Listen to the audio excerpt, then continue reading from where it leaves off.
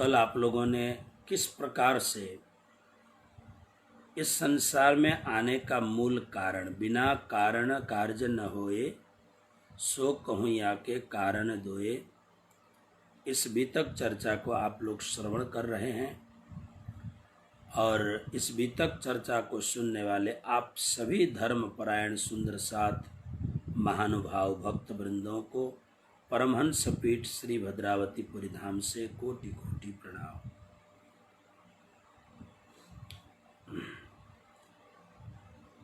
मूल कारण पहले लई हक के दिल में, यानी सबसे पहले हमारे प्राणाधार प्राणपति अखंड अखिल ब्रह्मांड नायक परमात्मा ने मन में इच्छा की और इसके विषय में खूब चर्चा हुई है।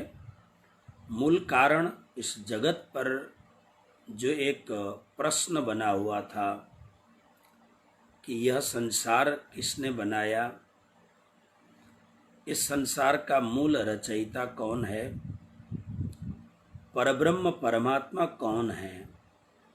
क्योंकि यद्यपि वेदों में लिखा है एकम सत विप्राह बहुधा वदन्ति, सत्य एक है, परब्रह्म परमात्मा ही एक है, जो वास्तविक परम सत्य जिसको यूनिवर्सल ट्रूथ कहते हैं वह एक ही है। लेकिन वो एक है कौन? सम्यक बात न होने के कारण जिस भी व्यक्ति में तेजस्विता दिखाई देती है उसको ही परमात्मा मानने की प्रथा प्रारंभ हो गई। इसलिए वेदों में कहीं इंद्र की पूजा है, कहीं भिन्न भिन्न देवी देवताओं की पूजा है, और इसी प्रकार से भगवान ब्रह्मा, भगवान विष्णु, भगवान शंकर, नारायण आदि की पूजा है। और वेदों में ही है एकम सत, वह सत्य तो एक ही हो सकता है। और यह जितने भी अलग अलग नाम हैं उसी सत्य के अंश हैं, उसी सत्य की किरणें हैं। लेकिन वो सत्य है क्या, इस बात को जानने के लिए स्वयं परमात्मा जब इस संसार में आए और उस अपनी महिमा को, अपनी दिव्यता को और उस परम दिव्य परम धाम के रहस्य का उद्घाटन करें तो संसार को पता लगे। इसलिए परमात्मा ने इस संसार में आने का कारण बनाया। लेकिन परमात्मा आए और परमात्मा की पूरी टीम आए, इसलिए उन्होंने एक कारण बनाया, बिना कारण कार्य न होए सो कहूँ या के कारण दोए। तो दो कारणों की भी चर्चा हो गई।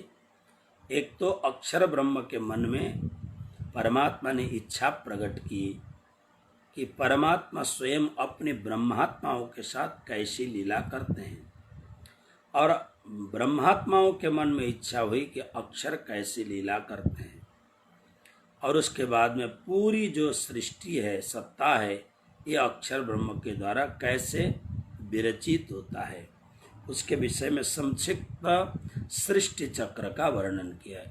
इत अक्षर को विलस्यो मन, 5 तत्व 14 भुवन। संक्षिप्त से अगर कहा जाए तो हम इस प्रकार से कह सकते हैं, परमात्मा सत्य चैतन्य आनंद स्वरूप है। परमात्मा का सत्य जो स्वरूप है उसका एक अंश यानी एक सदंश उससे अपने स्वरूप का दूसरा विभाजन करके बाल स्वरूप में अक्षर ब्रह्म के रूप में प्रकट हुए हैं। और उन्हीं अक्षर ब्रह्म ने अपने को 4 विभाग में विभक्त किया है, सत्स्वरूप, केवल, सबलिक और अव्याकृत। और अव्याकृत ही चेतन और जड़ की गांठें हैं, क्योंकि यह अव्याकृत से ही समस्त सृष्टि का सर्जन होता है।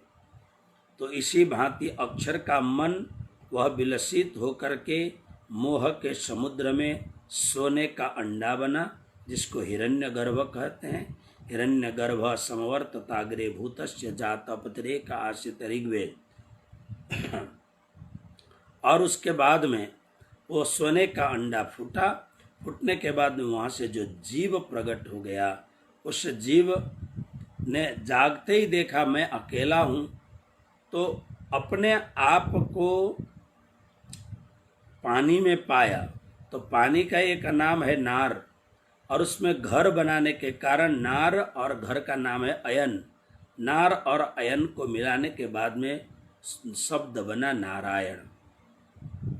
फिर भगवान नारायण ने अपनी इच्छा के द्वारा इच्छा शक्ति प्रकट की, जिसको मूल प्रकृति कहा जाता है।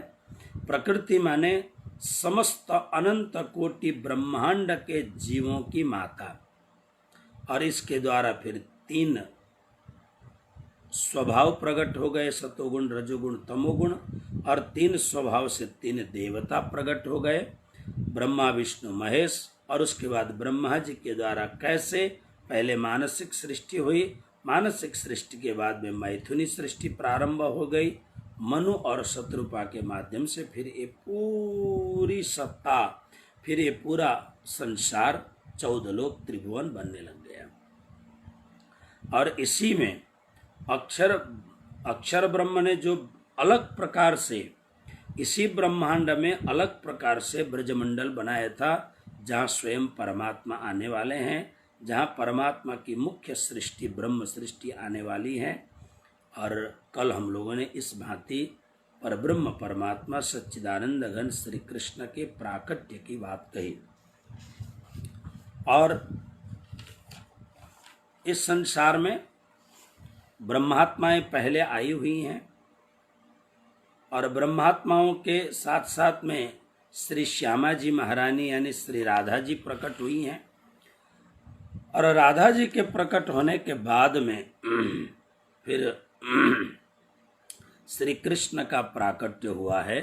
तो आज हम परब्रह्म परमात्मा सच्चिदानंद घन श्री कृष्ण परमात्मा इस जगत में प्रकट हुए हैं, उनके संक्षिप्त बाल लीला और रास तक की बात संक्षिप्त में कह करके पुनः श्री श्यामा जी महारानी श्री देवचंद्र जी के रूप में कैसे प्रकट होती हैं, यह विषय का आगे वर्णन प्रारंभ करेंगे।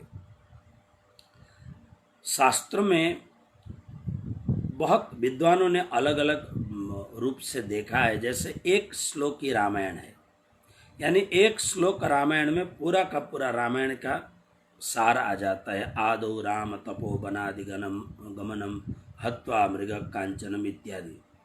तो इसी तरह से एक श्लोक में संपूर्ण श्रीमद् भागवत का वर्णन है। जरा श्लोक श्रवण करें पहले, बहुत सुंदर श्लोक है। आदौ देवकी देव गर्भ जननम गोपी गृहे वर्धनम मायापूतन जीवतापहरणम गोवर्धनोद्धारणम कंसच्छेदन कौरवादिहननम कुन्ती सुत सुनो जीवनम एतद् भागवतम पुराण कथितम श्री कृष्ण लीलामृतम। पूरे एक श्लोक में भगवान श्री कृष्ण के 125 वर्ष के लीला झांकी को यहाँ पर आलेखन करने की चेष्टा की गई है, पूरे कृष्ण लीला संक्षिप्त में। तो देखिए, परमात्मा श्री कृष्ण इस जगत पर प्रकट हो गए तो कितने साल हो गए। हम कितने साल का इस समय कृष्ण जन्मोत्सव, कृष्ण जन्माष्टमी उत्सव मनाएंगे। विक्रम संवत 2076 अभी चल रहा है, 77 प्रारंभ होने वाला है। नेपाल में तो हो भी गया होगा। और विक्रम संवत प्रारंभ होने से पहले द्वापर युग से कलयुग प्रारंभ होने में, कलयुग प्रारंभ हो चुका था। इससे पहले 3100 69 यानी 69 मतलब कलयुग की आयु थी। यानी दोनों को जोड़ने पर इस बार के जन्माष्टमी का उत्सव 5245वां जन्मोत्सव, 45वां या 46वां जन्मोत्सव है। इसका मतलब क्या हुआ कि टोटल जो हमारे यहाँ पर शास्त्रीय गणना है,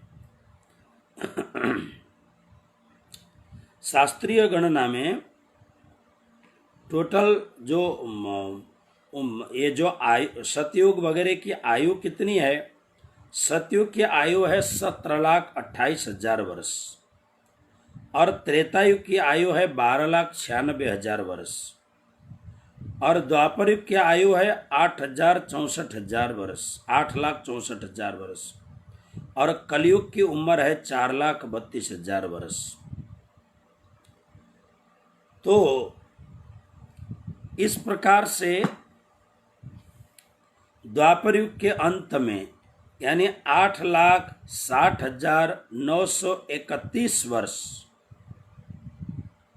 बीतने पर इस संसार में परात्पर अखिलेश्वर परमात्मा पहली बार, क्योंकि देखिए नारायण भगवान के द्वारा अनुप्राणित, नारायण भगवान का मूल स्वरूप भगवान श्री विष्णु के द्वारा तो अवतार होते रहते हैं, हर युगों में अवतार होता है, हर कल्प में अवतार होता है, जो जो कल्प बीतते हैं फिर नए नए अवतार होते रहते हैं। किंतु अक्षरातीत पूर्ण ब्रह्म परमात्मा पूरी सत्ता के साथ में इस जगत पर आए हैं। यह एक नई घटना है, न भूतो न भविष्यति यह घटना है। इसलिए सारे शास्त्रों में द्वापर युग और ये जो 28वां कलयुग है, 28वां का मतलब क्या है कि ब्रह्मा जी का एक दिन पूरा होता है जब सत्य, त्रेता, द्वापर और कलयुग ये पूरे के पूरे युग जब 1000 वर्ष तक घूमते हैं, यानी 1000 वर्ष तक 1000 बार जब सतयुग 17,28,000, 12,96,000 और 8,64,000 और 4,32,000 इन चारों को कंबाइन करके इनको 1000 से गुणा करिए। 1000 से गुणा करने पर मुझे लगता है कि 4 अरब 32 करोड़ वर्ष पूरे होते हैं। 4 अरब 32 करोड़ वर्ष का ब्रह्मा जी का एक 12 घंटे का दिन होता है। श्रीमद् भगवद गीता के 8वें अध्याय में अक्षर ब्रह्म योग में इसका बहुत ही सुंदर वर्णन किया गया है। सहस्र युग पर्यंत महर्यत ब्रह्मणो विदो रात्रिम युग सहस्रांतम तेहो रात्र विदो जना। 4,32,000, ठीक, 4 अरब 32 करोड़ वर्ष। तो इतना समय पूरा होने के बाद ब्रह्मा जी 12 घंटे तक सृष्टि का कार्य करते हैं, व्यस्त रहते हैं। फिर संध्या को, सृष्टि को समेट करके संध्या बंदन करने जाते हैं। सृष्टि का जो सामान्य समेटना यानी जो सामान्य प्रलय है, इसको हम अभी तक में बाद में 2-3 बार ये प्रसंग आएगा।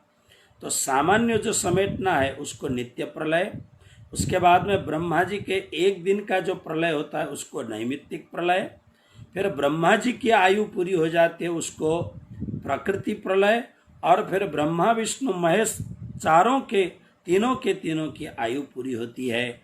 और उसके बाद में नारायण की जो सत्ता समाप्त हो करके अक्षर ब्रह्म के अव्याकृत में जो प्रणव है वहाँ पर जाकर के जो नारायण भी समाहित हो जाते हैं उसको महाप्रलय कहते हैं। अमरपुर सिरदार कहिए काल ताको कालन छोड़त ताए प्राण जिने बात कही। तो इस प्रकार से यह जो 28वां कलयुग है, यानी यह जो कल्प प्रारंभ हुआ है, ब्रह्मा जी का जो ये नया वर्ष, नया दिन शुरू हुआ है। नया दिन का मतलब ब्रह्मा जी 50 वर्ष की उम्र पूरी कर चुके हैं, 51 वर्ष में प्रारंभ हो रहे हैं। तो ब्रह्मा जी के 51 वर्ष में यह जो दिन, अभी का जो दिन चल रहा है, इस दिन में जो एक कल्प व्यतीत होता है, उस कल्प के सत्य त्रेता द्वापर कली, ये जो 1000 बार घूमते हैं, उनमें से 20 बार घूम चुके हैं, यह 27 बार घूम चुके हैं, यह 28वीं बार है। इसका मतलब यह 28वां कलयुग है। तो ये 28वें कलयुग का वर्णन संपूर्ण शास्त्रों में और हमारे संतों के जो संत वाणी है उसमें इनकी भूरी भूरी प्रशंसा की गई है। क्यों प्रशंसा की गई, हम आगे इसकी चर्चा करेंगे। किंतु आइए भगवान श्री कृष्ण की बाल लीलाओं का थोड़ा सा एक सामान्य रूप से बाल लीला का जरा दर्शन करते हैं। परात्पर अखिलेश्वर परमात्मा श्री कृष्ण प्रकट हो गए और प्रकट होने के बाद में खूब धूमधाम से कृष्ण लीला का गायन किया गया। खूब प्रेम से कृष्ण लीला को सब लोगों ने गायन किया और गायन करने के बाद में कृष्ण लीला में, अब कल बात हो गई थी कि जन्म तो जेल में हुआ, कारागृह में हुआ, लेकिन रात को फिर वहाँ नंद बाबा के घर में भी पहुँचे। प्रातः काल सबको पता लगा, फिर प्रातः काल नंद बाबा ने धूमधाम से उत्सव किया। श्री सुखदेव जी महाराज ने वर्णन किया, इतना बढ़िया उत्सव। ज्यों ही सुनंदा के द्वारा सुना गया कि नंद बाबा के घर में बालक ने जन्म लिया है, तो सबको ऐसा लगा मानो उनके ही घर में बहुप्रतीक्षित अपने ही घर में किसी दिव्य शिशु का प्राकट्य हुआ है। सबको ऐसा एहसास हुआ, अनुभव हुआ। इसलिए समाचार सुनने के बाद में घर में किसी ने भी इतना काम बाकी है ऐसा सोचा ही नहीं। अपने घर में जो कुछ भी सामग्रियां थी, ये गांव के लोग हैं तो गांव के लोगों के घर में, और गौपालन का इनका व्यवसाय है, इसलिए घर में दही, दूध, माखन, घी और दही के द्वारा, दूध के द्वारा, माखन के द्वारा, घी के द्वारा बनी हुई सामग्रियां शुद्ध सामग्रियां होती हैं। तो जिनको जो भी सामग्री उस समय उपलब्ध मिली, उस समय प्राप्त किया, उन सामग्रियों को लेकर के सब लोग चल पड़े। कारण कृष्ण प्रकट हुए हैं, इसलिए खाली हाथ तो नहीं जाना चाहिए। हाथ में कुछ न कुछ बधाई का सामान लेके जाना चाहिए। देखिए, शास्त्र का यह नियम है। हमारे महात्मा लोग कहते हैं, कुछ लोगों के पास जब भी आप जाएं, खाली हाथ न जाएं। जैसे कभी कभार आप मित्रों से, अपने सखी सहेलियों से मिलने जाएं, हमेशा न जाएं, कभी कभार जाएं, क्योंकि बार बार जाएंगे तो आपकी कीमत खत्म हो जाएगी, आपका महत्व खत्म हो जाएगा। कभी कभार जाएं तो कुछ लेके जाएं, उन्हें क्या पसंद है वो सामान लेके जाएं मित्रों के यहाँ जाते समय। आजकल बच्चे माता पिता से दूर रहते हैं, तो बच्चे जब माता पिता से मिलने जाएं तो भी कुछ लेके जाएं। जैसे happy father's day, mother's day में, है ना, जाते हैं लोग। इसी तरह माता पिता भी कभी बच्चों से मिलने जाएं तो लेके ही जाएंगे, क्योंकि माँ के हृदय में तो रहती है। अपना बेटा कितना भी बड़ा हो, कितना भी पैसे वाला हो, कितना भी पढ़ा लिखा हो, कितना भी बड़ा ऑफिसर क्यों न हो, उसकी माँ के अंदर की जो ममता है वो तो छलकती ही रहती है। इसलिए वो कितना भी बड़ा आदमी हो, कितना भी अपने आप को अपने नियम में रखता हो, फिर भी माँ जब जाएगी तो वही उसको जो लड्डू पसंद हो, उसको खीर पसंद हो, उसको जो भी पसंद है वो लेके जरूर जाएगी माँ। इसी तरह कभी कभार जो बड़े बड़े, शास्त्र में तो लिखा है राजा के पास, अब तो राजा रहे नहीं, इसलिए कोई भी बड़े नेताओं के पास आपको कुछ काम के लिए जाना हो तो कुछ लेके जाएं। और जब कभी भी गुरुदेव के घर में, यानी गुरुदेव के पास में, गुरुद्वारा में, गुरुदेव के चरणों में आपको जाना हो तो उपनिषद कहती है, समित पाणी श्रोत्रियम ब्रह्मनिष्ठम, खाली हाथ कभी नहीं जाना चाहिए। हमारे नेपाली भक्तों में ये बहुत अच्छा नियम है। इसलिए जब भी हम नेपाल में या नेपाली परंपरा में, चाहे अमेरिका में हो, कहीं भी हो, कथा करते हैं तो प्रत्येक दिन श्रीमद् भागवत में इतना फल होता है, मिठाइयाँ होती हैं, फिर श्रीमद् भागवत के उपरांत फिर सबको प्रसाद के रूप में बांटा जाता है। सबके हाथ में 2-2 केले आ जाते हैं, एप्पल आ जाता है और नारंगी यानी संतरा आ जाता है, मिठाइयाँ आती हैं, मिश्री आता है खूब। और कृष्ण जन्म के दिन तो इतना बड़ा उत्सव होता है, बहुत बड़ा उत्सव होता है। उस दिन तो लोग छक जाते हैं, इतनी सामग्रियाँ आती हैं। भारत में ये परंपरा थोड़ा सा कम है, गुजरात में तो फिर भी बिल्कुल कम है, मंगाना पड़ता है, लाओ करके चॉकलेट वॉकलेट लेके आते, सब अपनी अपनी परंपरा है। तो सारे गोपी ग्वाल जो सामग्रियाँ मिली लेकर के नंद बाबा के घर में पहुँचे। और अभी तो नंद बाबा गौशाला से आए, उससे पहले तो भीड़ लग चुकी है और सबके हृदय में इतना आनंद है, इतना उल्लास है, इतना हृदय में भाव विभोर हो रहे हैं, किसी को किसी का कोई पता नहीं है, सब अपने अपने भाव से गा रहे हैं, नाच रहे हैं। और कृष्ण को अंदर से कोई लेके आए, एक बार उस नवजात शिशु के मुखारविंद का दर्शन हो, एक कामना सब लोग कर रहे हैं। नंद बाबा आते आते गुरुजी से मुलाकात हुई, शांडिल्य ऋषि से। शांडिल्य ऋषि को लेके आए और उसके बाद में शांडिल्य ऋषि के द्वारा अंदर जा कर के फिर जो बालक जब जन्म लेता है, सद्य शिशु के, सद्य नवजात जो शिशु है, उसके विषय में कुछ कर्मकांड की प्रक्रियाएं हैं, नंद बाबा ने वो पूरा किया। तो यहाँ श्रीमद् भागवत के 10वें स्कंद के 5वें अध्याय में, जिसको श्री कृष्ण का गोकुल में जन्म उत्सव कहा जाता है, बहुत सुंदर एकाध श्लोक में आपको श्रीमद् भागवत के श्लोक सुना दूं। श्री शुक उवाच नंदस्त्वात्मज उत्पन्ने जाताह्लादो महामनः आहूय विप्रान् वेदज्ञान स्नातः शुचिरलंकृतः। सबसे पहले तो नंद बाबा को ग्वाल वालों ने नहलाया, प्रेम से एकदम उबटन घिस घिस करके नहलाया। फिर स्नातः, स्नान करने के बाद में पवित्र वस्त्र पहने और अलंकृतः, उस समय परंपरा थी, कानों में कुंडल डाल दिए, गले में अच्छी अच्छी मालाएं डाल दी, मतलब पूरा अलंकृत नंद बाबा को अलंकृत किया गया। नंद बाबा को वस्त्र आभूषण पहना करके अच्छा किया। अब नंद बाबा इतने खुश हैं, मैं बहुत ज़्यादा श्लोक में डूबने लग जाऊं तो समय निकल जाएगा, लेकिन इतना जरूर समझिए, सुखदेव जी ने जो शब्दों को यहाँ संयोजन किया है, आत्मज उत्पन्न, नंद बाबा को पता है कि ये बच्चा मेरा नहीं है, पता है उनको।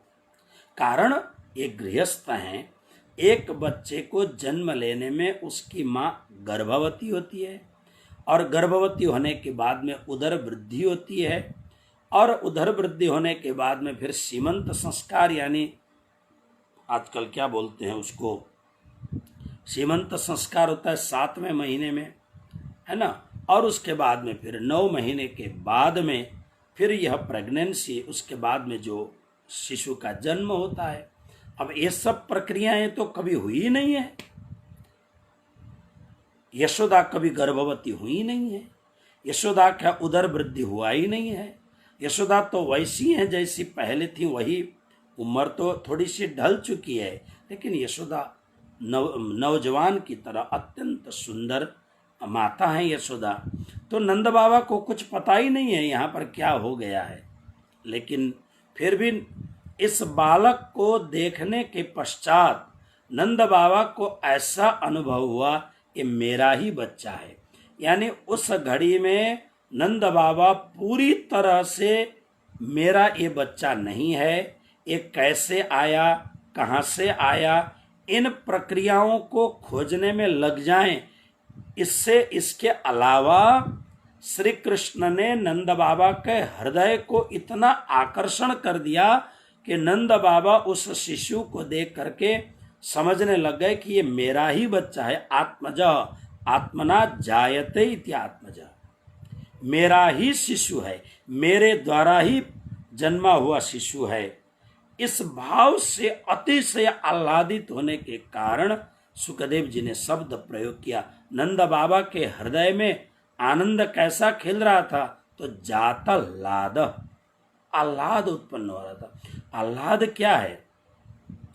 आनंद की जो चरम सीमा है उसको आह्लाद कहते हैं। आह्लाद संसार के किसी भी सुख से आह्लाद नहीं आता है। आनंद भले आ जाए, आह्लाद कब आता है? जब कोई भजन करने वाला व्यक्ति, भजन माने बैठ करके नाम सुमिरन माला जाप करने वाला व्यक्ति, कभी जाप करते करते हाथ से माला छूट गई और होठों से जो नाम जप कर रहे थे वह भी बंद हो गया, लेकिन आंख बंद है, होठ बंद हो गए, जीभ चलना बंद हो गई, हाथ से माला छूट गया, लेकिन मूर्ति की भांति अचल होकर के साधक भजनानंदी बैठा हुआ है। अब बैठने पर इस ध्यान के चरम अवस्था में, अंतिम अवस्था में, उसके आत्मा में जो भजन के द्वारा आनंद का प्राकट्य होता है, इसका वर्णन नहीं किया जा सकता है। नारद भक्ति सूत्र में इसको लिखा हुआ है कि एक ऐसा है, बोले जैसे एक गूंगा आदमी हो ना, जो बोल नहीं सकता हो, नेपाली में जिसको लाटो बोलते हैं, गूंगा आदमी हो, गूंगे को आप गुड़ खिला दीजिए, बढ़िया सा गुड़ खिला दीजिए। अब गुड़ मतलब उस समय मिठाइयों में गुड़ आता था, गुड़ खिला दीजिए तो जैसे वो नाचने लग जाता है खुशियों के मारे। उसको पूछिए गुड़ कैसा रहा, तो गूंगा क्या बोलेगा? एक तो गूंगा, उसमें भी उसको अंदर से गुड़ खाने के पश्चात जो परम आनंद की अनुभूति हो रही है, तो क्या बोलेगा? हा हा हा हु करेगा, इतना ही तो करेगा। आनंद की अभिव्यक्ति इसी ढंग से करता है। तो आह्लाद शब्द का अर्थ है कोई छोटा मोटा सुख नहीं, कोई छोटा मोटा हर्ष विभोर होने की बात नहीं। और ध्यान भजन में जो आनंद की प्राप्ति होती है, वो आनंद भी चरम अवस्था में, आनंद के अंतिम अवस्था में, यानी पूरी तरह आनंद में डूबी हुई जो अवस्था है, उस अवस्था का नाम है आह्लाद। कभी कभी बहुत भाग्य हो और राज्य कृपा करे तो भजन में ऐसा आनंद आ सकता है, लेकिन श्रावण का महीना है इसलिए आपको कह दूं, ऐसे आनंद को, आह्लाद तो मैं नहीं कह सकता हूं, लेकिन ऐसे आनंद को प्राप्त करने के लिए क्या करना चाहिए? प्रतिदिन कम से कम हमें कोई भी झंझट हमारे मस्तिष्क को न सताए। ओहो, उससे बात करनी थी, वहाँ जाना था, ऐसा करना था, आज तो ये काम भी, मतलब इन सारे झंझटों से अपने को निजात दिला करके, अपने को मुक्ति दिला करके इस तरीके से बैठें कि मेरा कोई भी काम बाकी नहीं है, आई एम जस्ट एलोन, कोई भी काम बाकी नहीं है मेरा, भले बाकी हो, लेकिन अपनी ऐसी एक परम निश्चिंतता की अवस्था में हम बैठने की कोशिश करें, बैठने का अभ्यास बनाएं।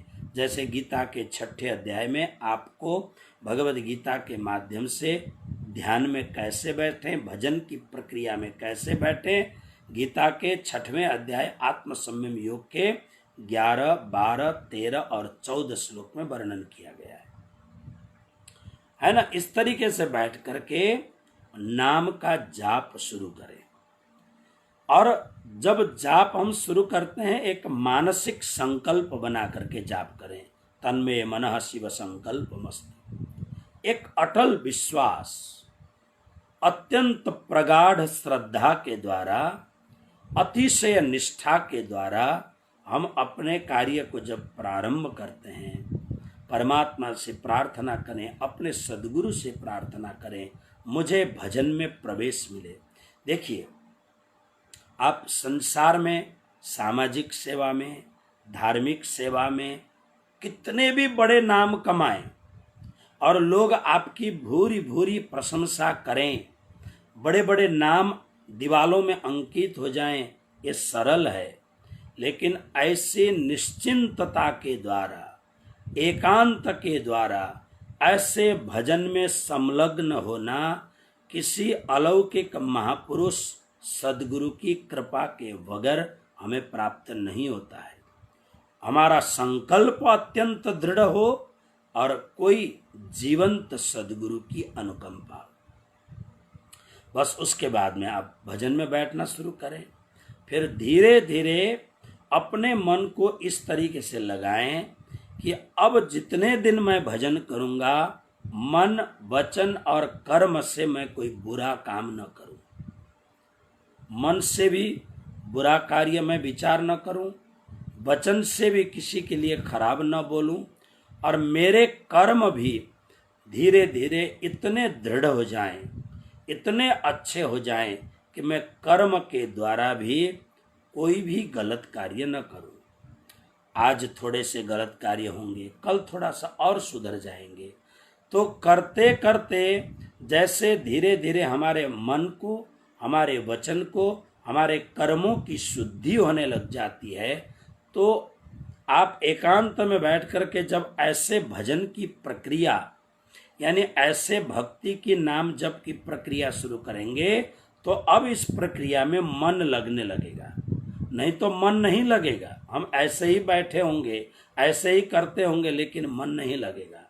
फिर मन लगते लगते फिर बनत बनत बनी जाए। प्राणनाथ जी कहते बनत बनत बनी जाए, धीरे धीरे बनते बनते बनते फिर भजन में प्रगाढ़ अनुराग भी होगा, भजन में प्रगाढ़ आसक्ति भी होने लगेगी, और फिर परमात्मा की कृपा की, करुणा की वर्षा भी होने लगेगी।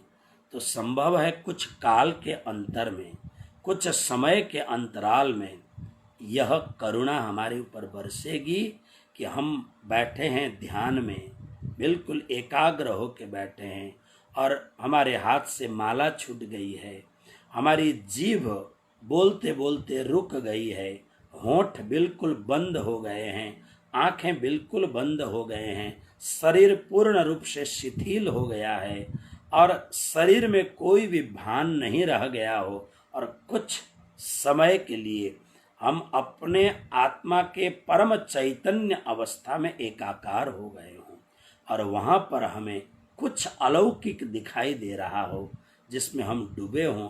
यह सुख का जो अनुभव है, संभव है पूरे जीवन में एक बार हो, बार बार हो।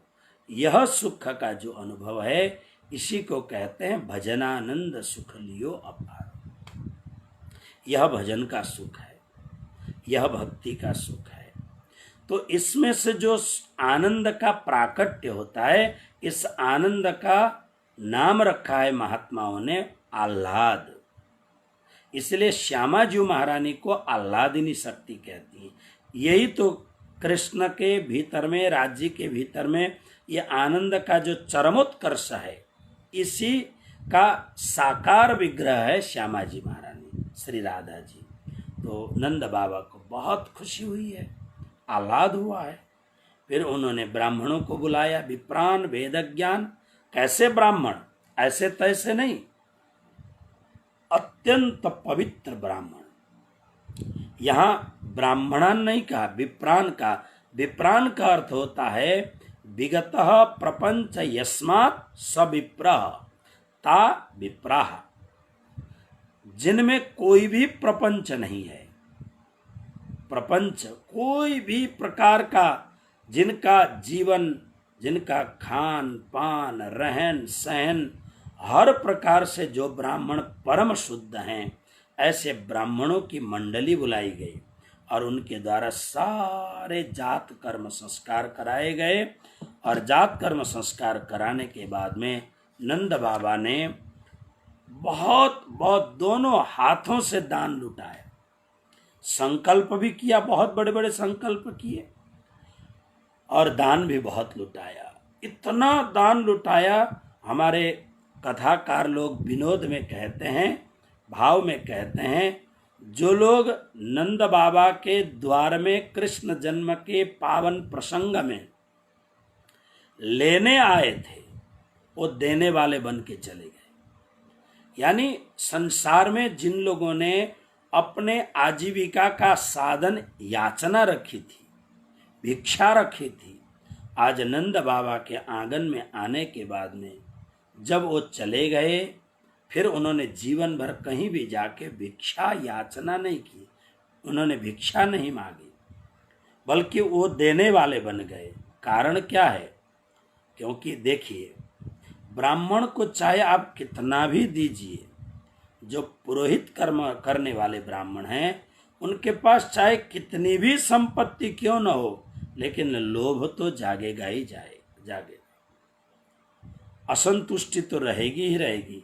शास्त्र में कहा है, असंतुष्टा द्विजा नष्टा। ब्राह्मणों में आज वह प्रचंड तेज क्यों नहीं है? क्योंकि ब्राह्मण अत्यंत याचक बन गए हैं। ब्राह्मण को याचना नहीं करनी चाहिए, ब्राह्मण का तो अमोघ आशीर्वाद ही बहुत है।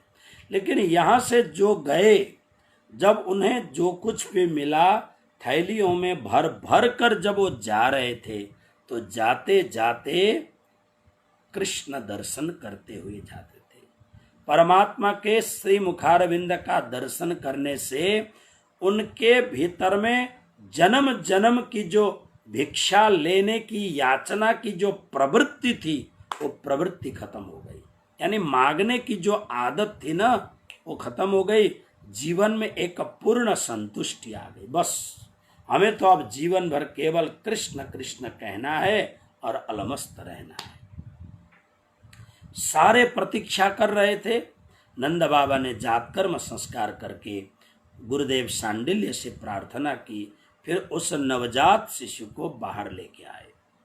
बाहर लेकर के आने के बाद में हजारों की जनसंख्या, वह एक सैलाब वहाँ पर है।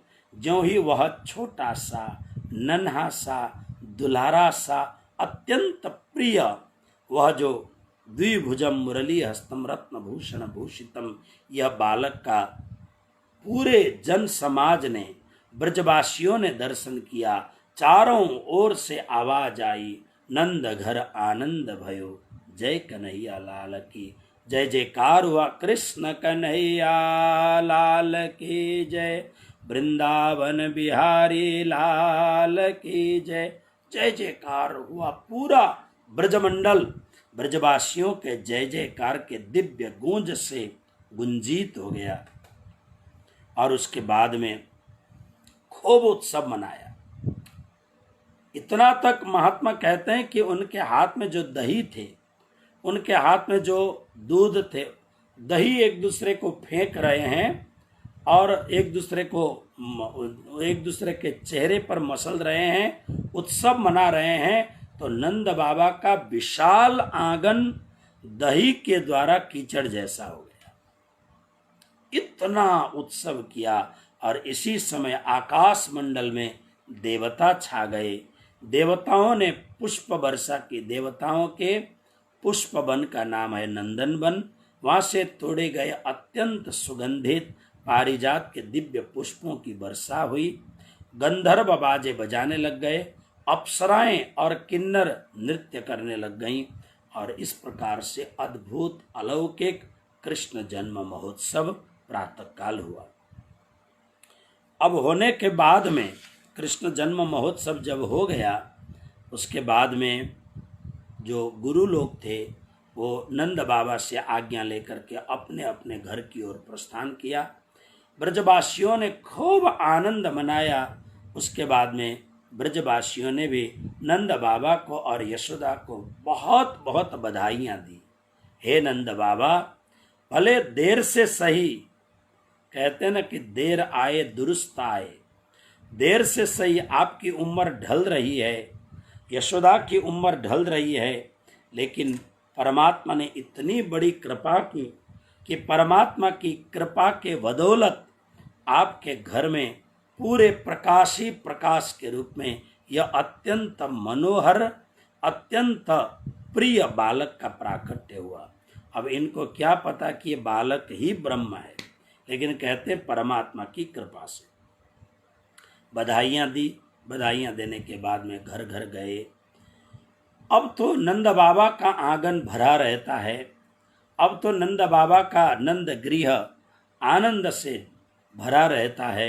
यहाँ केवल ब्रजवासी आते हो ऐसा नहीं, पूरी दुनिया से संसार के परम सिद्ध संत, नारद आदि ऋषि प्रतिदिन अलग अलग रूपों में इस बालक के दर्शन के लिए आते हैं। अष्टमी रात को 12 बजे परमात्मा का प्राकट्य हुआ, नवमी को उत्सव हुआ, दशमी बस उत्सव में ही चला गया। फिर एकादशी के दिन सारे ब्रजवासियों ने एकादशी का उपवास किया। ये लोग बहुत समय से उपवास कर रहे हैं। एकादशी ये फलदायी व्रत है। जिस किसी भी भक्त को, जिसको संसार में जो चाहिए वो भी व्रत करे तो उनको संसार की मनोकामना पूरी होगी, लेकिन जिसको भक्ति चाहिए उसको भी कृष्ण भक्ति प्राप्त हो सकती है एकादशी के द्वारा। लेकिन जिसको कृष्ण भक्ति प्राप्त हो चुकी है, फिर उन्हें अगर एकादशी के दिन परमात्मा का दिव्य भोग लगा करके अगर वो भोजन पाना चाहें तो पा सकते हैं। किंतु ये जो संसार में सुप्रसिद्ध उपवास हैं, व्रत हैं, ये करने से क्या होता है? आजकल शरीर विज्ञानी ऐसा कह रहे हैं 7 दिन में 1 दिन उपवास रखना चाहिए। और उपवास कैसा, हम लोग उपवास कैसे करते हैं? आज तो उपवास है हमारा, तो क्या खाएंगे? बोले आज रोटी और दूध पिएंगे। दूध में चीनी डालेंगे बढ़िया सा, पूरा आधा किलो का गिलास भरेंगे और उसके बाद में 10 रोटी लेके बैठेंगे और 10 रोटी फिर दूध में मस्ती से खाएंगे और बोलेंगे कि हमारा उपवास है ना। फाफर की रोटी खाएंगे, कुट्टू की रोटी खाएंगे। और भी हमारे यहाँ गुजरात में तो उपवास के दिन में मज़ा आ जाता है। उपवास में हलवा बनता है, यानी शीरो हलवा, ये अलग ही बनता है। पानी सिंगोड़ा का वो आटा होता है, उसका मतलब अलग अलग प्रकार के। मैं कहता हूँ कि ये व्रत है कि भरत है, ये बंद करो। ये कहते हैं कि 7 दिन में 1 दिन पानी, मात्र पानी पी करके, ज़्यादा से ज़्यादा लिक्विड जूस पी करके, दूध नहीं, मिल्क प्रोडक्शन नहीं, जूस पी करके व्रत करना चाहिए। फिर शाम को पारण करना चाहिए। 15 दिन में 1 बार तो करना ही करना चाहिए। तो यह जो उपवास रखे गए हैं, इनमें जो धार्मिक कारणों को जोड़ा गया है, ये वास्तव में मनुष्य के शरीर के स्वास्थ्य के लिए ऋषियों ने ये प्रणयन किया है। तो सब लोगों ने एकादशी का व्रत किया, फिर द्वादशी को पारण किया। बोले एकादशी का क्यों व्रत लेते थे ये लोग? इसलिए एकादशी फलदायिनी है। हमारे ब्रज के राजा नंद बाबा और यशोदा के घर में अभी तक कोई चित्कार नहीं आवाज आ रही है, कोई बच्चे की किलकारियां नहीं सुनाई दे रही हैं। अगला ब्रजराज कौन होगा? इसलिए सब लोगों ने परमात्मा की उपासना की थी, जगन्नाथ भगवान की। अब आज पूर्ण हो गया है, इसलिए इस व्रत को इन लोगों ने अंतिम व्रत समझा। फिर दूसरे दिन पारण किया, द्वादशी के दिन। अब सब लोगों ने विचार किया कि कृष्ण प्रकट हो गए हैं, अब तो मौज ही मौज, आनंद ही आनंद करना है। और द्वादशी के दिन पारण करने के बाद में, द्वादशी के दिन ही सबसे पहले भगवान शंकर श्री कृष्ण के दर्शन के लिए कैलाश से पधारते हैं। एक दिन बाला जोगी आ गए ब्रज में इत्यादि भजनों के द्वारा हम सुनते हैं। भगवान शंकर ने, अब इसकी कथा बहुत लंबी चौड़ी है, लेकिन भगवान कृष्ण आए तो सही, भगवान शिव दर्शन करने के लिए आए तो सही, लेकिन कृष्ण तो अंदर बैठे हैं। यशोदा लेके नहीं आती है क्योंकि बाबा बड़ा विचित्र है, आधा शरीर नंग धड़ंग है, सांप लगे हुए हैं, बिच्छू लगे हुए हैं। यशोदा ने मना कर दिया। प्रभु ने खेल किया, रोना प्रारंभ किया। फिर किसी ने समझाया, यशोदा बहना, अरे ऐसा नहीं करना चाहिए। साधु संतों का हृदय अत्यंत कोमल होता है। साधु संतों के हृदय को परेशान नहीं करना चाहिए, दुखाना नहीं चाहिए, इससे श्राप लगता है। देखो ये इतना दूर से साधु आया है, बोलता है मैं हिमालय से आया हूँ, अरे एक बार दर्शन कराओ ना। लेकिन कृष्ण चुप ही नहीं हो रहे थे, रो ही रहे थे। फिर बाबा को पूछा गया, बाबा के पास ले गए। जहां बाबा के पास ले गए, इतने में बालक ने रोना बंद कर दिया। अब माताएं खुशफुसाहट करती हैं, क्योंकि माताएं टोना मोना चमत्कार में ज्यादा माताएं विश्वास करती हैं। बोले साधु है तो चमत्कारी, कुछ तो है साधु के पास। फिर इस प्रकार से भगवान शिव और श्याम का आपस में दर्शन भेंट हुआ द्वादशी के दिन। उसके बाद में फिर जब त्रयोदशी पूरी हो गई, त्रयोदशी पूरी होने के बाद में फिर चतुर्दशी तिथि आई। और चतुर्दशी तिथि के अंदर इधर क्या हुआ, मथुरा मंडल में कंस ने आपातकालीन बैठक बैठाई और कृष्ण कहीं तो जन्मा हुआ है मेरा शत्रु, उसको खोज करके मारना, मसल देना चाहिए। इसके लिए इस कार्य को आगे बढ़ाने के लिए पूतना ने मंगल प्रारंभ किया। फिर पूतना ने कहा कंस महाराज को खुश करने के लिए यह काम मैं करूंगी। तो कंस की आज्ञा लेकर के कंस के प्रिय कार्य करने के लिए कंस की यह एक मुख्य सेविका पूतना आ गई। मायावी थी, बहुत ही सुंदर रूप बनाया। देखिए पूतना किसको कहते हैं, जिसके भीतर बिल्कुल पवित्रता नहीं है। पूतना शब्द का अर्थ है पुत माने पवित्रता, ना माने नहीं। जिसके भीतर में बिल्कुल पवित्रता नहीं है, यानी बिल्कुल पवित्रता का मतलब, हम जब पवित्रता की बात करते हैं ये 3 प्रकार की पवित्रता होती है। एक कायिक पवित्रता यानी शारीरिक पवित्रता। शारीरिक पवित्रता क्या होगी, शरीर का भी 2 भाग है, अंतर और बाहर। तो बाहर की पवित्रता तो नहाने से और अच्छे शुद्ध वस्त्र पहनने से बाहर की पवित्रता होगी। लेकिन शरीर के अंदर की पवित्रता हमारे खान और पान से होगी। बाहर चाहे आप कितने भी पवित्र हों, लेकिन अगर आपका खान पान शुद्ध नहीं है, आप अभक्ष खाते खिलाते हैं, तो निश्चित रूप से आपके अंतर में अभी पवित्रता नहीं है। कोशिश करनी चाहिए, लेकिन परिस्थिति में पुनः आपको कह रहा हूं, आप अपने परिस्थितियों को धीरे धीरे हैंडल करिए। जूझना नहीं है, महाभारत नहीं करना है, झगड़े नहीं उठाने हैं। घर में शांति होनी चाहिए, पवित्रता होनी चाहिए। लेकिन मन में भाव बनाइए कि मैं पूरे घर को कृष्ण भक्ति से रंगा दूंगी, मैं कृष्ण भक्ति से रंगा दूं। इस प्रकार का भाव आपके ऊपर हो तो एक न एक दिन ऐसा आएगा कि आपका घर कृष्ण भक्ति के रंग से रंग जाएगा, कृष्ण भक्ति की रंगोली बन जाएगी, है ना। तो ये हो गया शारीरिक पवित्रता। मानसिक पवित्रता विचारों के द्वारा, और वचन की पवित्रता, है ना। तो इस प्रकार से पवित्रता होनी चाहिए। देखो याद करना, जो भीतर से पवित्र नहीं है लेकिन बाहर से दिखावटी में बहुत अच्छे हैं, उसको पूतना कहा जाता है। बहुत लोग बाहर खूब श्रृंगार करते हैं, बहुत श्रृंगार करते हैं, होठों में लगाते हैं, गालों में लगाते हैं, केसों में लगाते हैं। पुरुष हो तो दाढ़ी वाड़ी छिल छाल करके खूब बढ़िया सा कपड़े भी अच्छा सूट बूट पहनते हैं, बाहर से बहुत अच्छा दिखाते हैं, लेकिन भीतर परमात्मा कृपा करें। आप अगर बाहर से अच्छे हों बहुत अच्छी बात है, लेकिन बाहर से जितने अच्छे हों उससे डबल आप भीतर से अच्छे होने चाहिए, भीतर अच्छा होना चाहिए।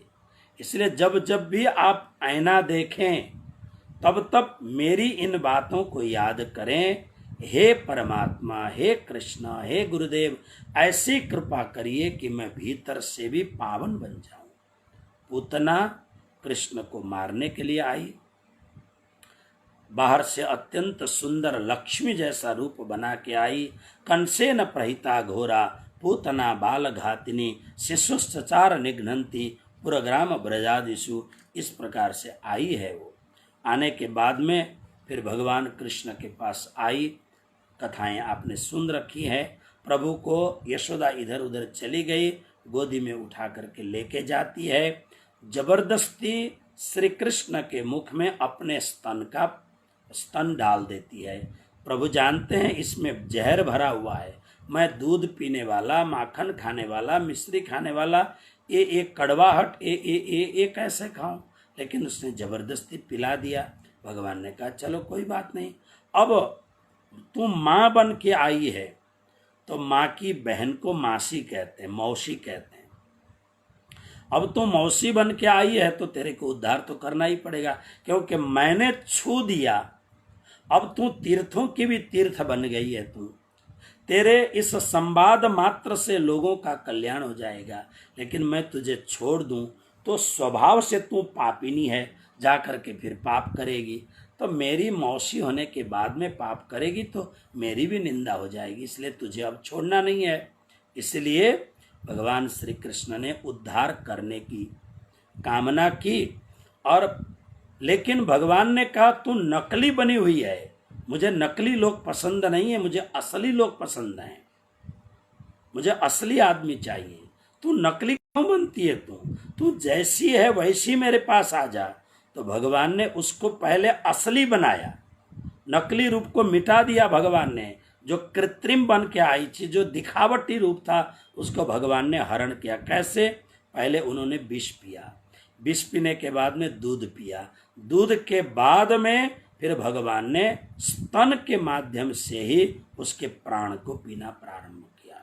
जब उसके प्राण पीने लग गए और शरीर से, पूरे शरीर में जो 5 प्राण हैं, प्राण अपान समान उदान व्यान, ये 5 प्राण जब पूतना के भगवान श्री कृष्ण ने जिस स्तन में मुख लगाया था, उस स्तन के छिद्र में से जब प्राण को सोचने लग गए प्रभु, अब पूतना घबरा गई। अत्यंत घबराहट से अपने छाती से बच्चे को निकाल के फेंकना चाहती है। कन्हैया कहते हैं मैं आता नहीं हूं, और आने के बाद में जब चिपक जाता हूं तो फिर दुनिया की कोई ताकत नहीं है मुझे तुमसे अलग कर दे। एक बार मुझे बुलाओ तो सही, अगर प्रेम से बुलाओगे, कैसे भी बुलाओ, अगर मैं आ गया तो पूरी दुनिया कोशिश करेगी तो भी तुम्हारे हृदय से, तुम्हारे भीतर से मैं निकल के जाऊंगा ना, मैं बस तुम्हारे साथ ही रहूंगा। अनन्याश्चिन्तयन्तो माम ये जनाः पर्युपासते। फिर तो पूतना घबरा गई। अब पूतना असली रूप में आ गई। असली रूप में आने पर फिर पूतना के प्राण प्रभु ने खींच लिए, पूतना मर गई। मरने के बाद में पूतना के शरीर को जब ब्रजवासियों ने बहुत परिश्रम, इतना बड़ा शरीर था कि हजारों ब्रजवासियों ने उठा करके चिता के ऊपर रखा, और जब पूतना जलने लग गई, सुखदेव जी महाराज कहते हैं इसके शरीर के जलने से बदबू आनी चाहिए। आप देखते हैं ना शमशान में, आर्यघाट वगैरह में जब आदमी जलते हैं तो कितना घिनौना शरीर, कितना दुर्गंध युक्त होता है। लेकिन पूतना का शरीर जब जल रहा था तो दह्यमानस्य देहस्य धूमश्चागुरु सौरभ उत्थितः कृष्ण निर्भुक्त सपद्याहत पात्मनः। अत्यंत पवित्र से पवित्र जो अगर होता है, यानी आजकल तो सिंक वाली अगरबत्ती होती है, ये केमिकल से बनते हैं, लेकिन जो वास्तव में गूगल, साल धूप वगैरह जो धूप होते हैं, इनकी जो सुगंध है, इस तरीके से पूतना का शरीर जलने पर दुर्गंध नहीं, सुगंध बह उठी। परीक्षित ने प्रश्न किया, सुखदेव जी महाराज ने उत्तर दिया, अरे राजन, जिस पूतना को हमारे कृष्ण ने छू दिया, पूतना का शरीर छू देने के बाद में, उसके दूध पीने के बाद में, अब इसका शरीर दुर्गंध युक्त कैसे हो सकता है? इसका रोम रोम कृष्ण के स्पर्श से परम सुगंधित हो गया। इसलिए जो भी भजनानंदी होंगे उनका जीवन सुगंधित हो जाएगा। प्राणनाथ जी ने कहा, क्या बोलते हैं, आंखें खोल तू आप अपनी निरख धनी श्रीधाम, ले खुशबास याद कर बांध गोली प्रेम काम। जो बहुत भजनानंदी हैं, जो निष्पाप लोग हैं, उनके शरीर में से भी एक अध्यात्म की सुगंध बहती है। ऐसा भजनानंदी महात्माओं में देखा गया है। फिर तो 3 महीने में यानी 90 दिन में भगवान ने करवट बदल लिया। करवट बदलने से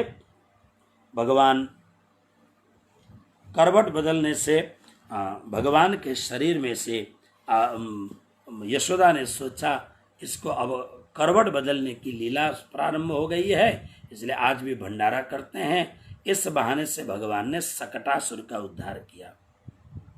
सकटासुर के उद्धार के बाद में भगवान ने 1 वर्ष में तृणावर्त का उद्धार, जो आकाश मंडल में, इसका उद्धार किया। जब 1 वर्ष के हो गए, अभी तक नामकरण संस्कार किया ही नहीं है। फिर वसुदेव जी ने अपने कुल पुरोहित गर्ग ऋषि, जो महान संत और बहुत बड़े ज्योतिषी हैं गर्ग ऋषि, इनको कहा, गुरुदेव मेरा बेटा नंद बाबा के घर में है, दोनों बेटे नंद बाबा के घर में है, जाइए ना उनका नामकरण संस्कार करके आइए।